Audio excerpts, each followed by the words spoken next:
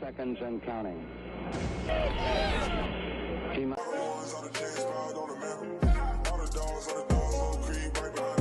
Hey, what's up, guys? Clips Entertainment here, back with another video. And today, the Houston Texans 53-man roster has finally been set. There was a deadline at 4 p.m. Eastern time today for each NFL team to have their 53-man roster set. And it took a while, but we finally got the official roster with who they cut, who they traded for, and who's on injury reserve. I'm just gonna kind of go down here the list of a couple notable guys that were cut that you guys may know. Roy Lopez was cut, but that was an injury designation. He may return to the team. Obviously, Christian Kirksey was let go yesterday. Desmond King was let go earlier this morning. He was running with the first team for every single game last season and during training camp. So that one was interesting, but it just kind of goes to show how much they trust in Tavier Thomas. Mason Shrek, the tight end, was cut, meaning that Brevin Jordan will be the tight end 3 for the Houston Texans behind Tegan Gutoriano and Dalton Schultz. We have some draft picks in Nick Caserio made. Thomas Booker and Garrett Wallow have been cut. Steven Sims was a good return specialist for us in the preseason. He looked pretty explosive, but he did not make the team. Chase Winovich just kind of got buried in the bottom of the defensive line depth there. Other guys like Corey Littleton, a former Pro Bowler, did not make the team, as it appears the Texans are still very, very high on guys like Blake Cashman, Neville Hewitt, Jake Hansen. Khalil Davis, he was impressive, the defensive lineman from the XFL, I do believe, or USFL. He was impressive in preseason, but did not make the team. Jimmy Morrissey is a player I liked. I know Jacob, who's going to be joining us here, also liked. Would have provided a lot of center and guard depth. He was let go, but he is expected to return on the practice squad if he clears waivers. Adam Humphries, he's a veteran wide receiver. He was also cut. Cameron Dantzler, who made the game-sealing interception for the Houston Texans against the Saints, did get cut. Brandon Hild, our 7th-round pick from this year, did get cut. He could also return to the practice squad. Jacob Martin, who was previously on the Texans from the Jadeveon Clowney trade, left to go to the Jets in free agency. He returned to the Texans. He did not make the team. I liked what I saw from him at training camp when I was there. He was still explosive, like a good run defender, pass rusher, but he did not make the team. Like I did speak about the defensive line depth earlier. And then Michael Dieter, who was the starting left guard in last week's preseason game versus the Saints, is gone. It's not clear at this time if he will be brought back to the team, but one of the biggest moves that we're going to talk about today is Kenyon Green. Kenyon Green has been placed on the injured reserve. It appears he's dealing with an undisclosed arm injury, I do believe, shoulder around that area, something like that. His season is over since he's been placed on the injured reserve now and not during the season. He cannot come back, which made the Texans make another move today for Kendrick Green. Yes, Kendrick Green, not Kenyon Green. He was a 2021 third-round pick by the Pittsburgh Steelers. Nick Caserio had interest in Kendrick Green coming out of Illinois, but the Steelers went and took him.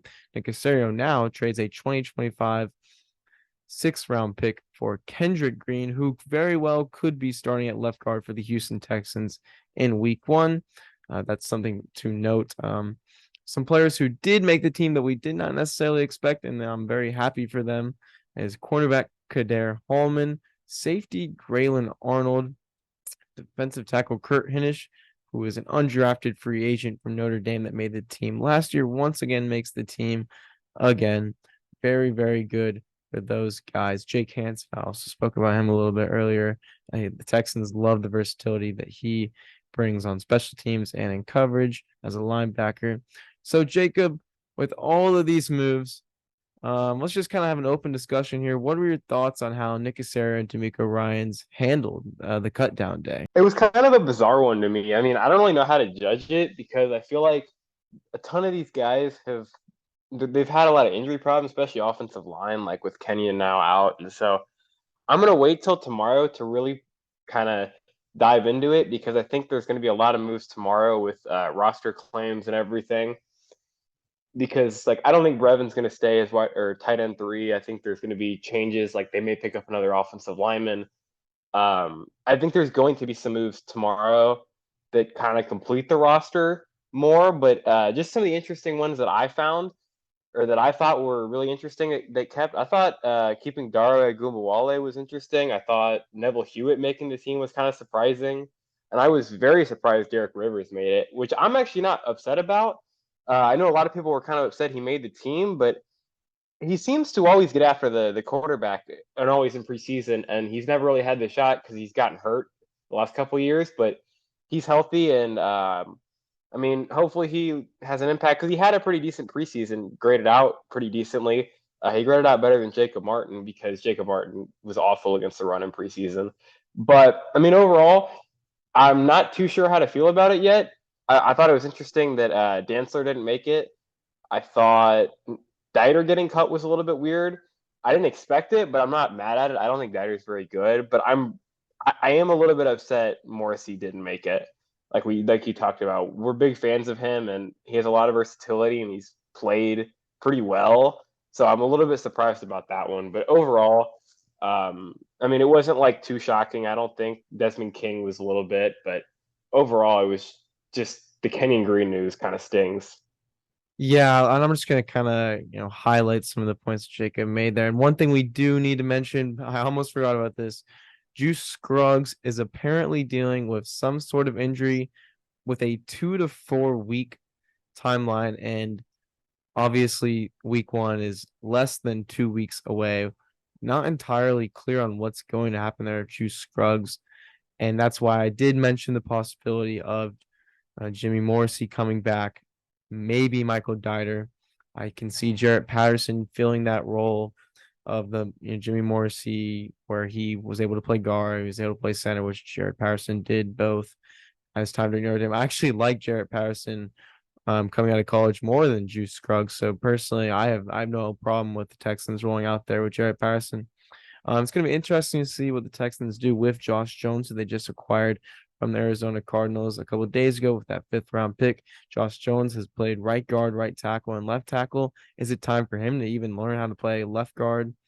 Not really hopeful about that because he did grade out much better as a tackle. The Desmond King cut it's interesting, but to me, I never really cared who was on the field when it was either Tavier or Desmond King. It honestly did not really matter to me. I think we even saw Shaq Griffin line up at the nickel spot just a couple of days ago versus the Saints, and he played pretty well.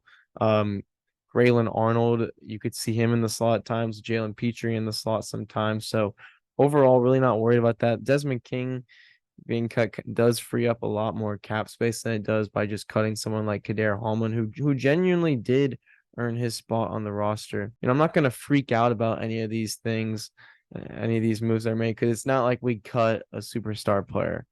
Sure, Kirksey and Desmond King were guys that had been in the locker room for a while. One of those kind of initial Nick Caserio moves, but this is D'Amico Ryan's football team now. And, D'Amico Ryan's, I think, most definitely had a role in who made the roster. Derek Rivers is definitely a Nick Caserio guy. Nick Caserio has been waiting to allow him to be on the team because he's been injured. So good for Derek Rivers. But like Jacob mentioned, there's a lot of things that still need to happen.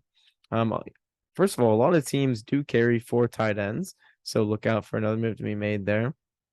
You could potentially see Jimmy Morrissey be a practice squad elevation to where he could be the Texans starting center week one, because you're able to elevate those guys from the practice squad onto the active roster. So a lot of things that are going to need to be done there. We're going to continue to keep you guys updated as soon as we get more information, but this is really all we have now. It's just kind of a general overview of the roster. We're going to try to go a little bit more in depth once we know the entirety of the moves that are being made. Now, Jacob, is there any last, overlying factor or point that you want to make before we end this video off?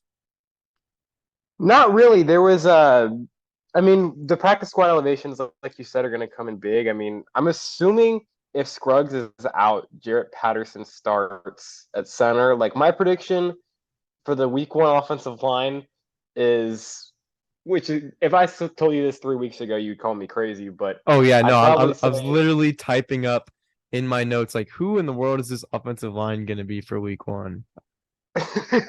so. I could be way off with this because if Scruggs still may play, it sounds like, so we're gonna have to see. But my prediction, if Scruggs and Titus don't play, I would say Tunsil, Jones, Patterson, Mason, Fant would be my prediction, I think. But that Okay, could yeah. be completely different than what Yeah.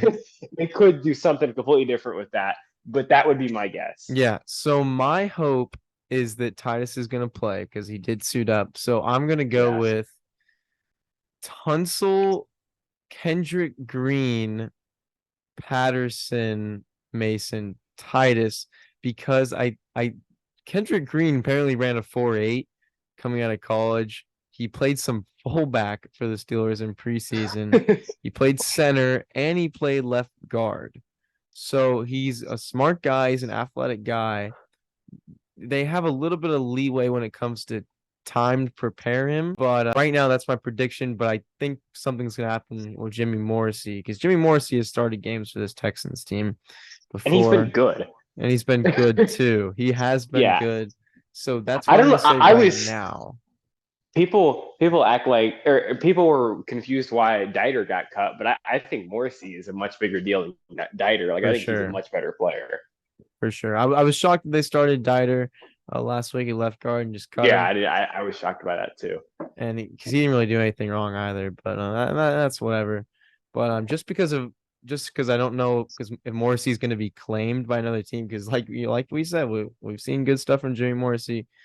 The Texans could obviously retain him if he clears waivers, but you never know what's going to happen there. Obviously, we're going to be talking about the offensive line a lot going into week 1. That's going to be it for today's video. Thank you guys so much for watching, and we'll see you all next time. Peace.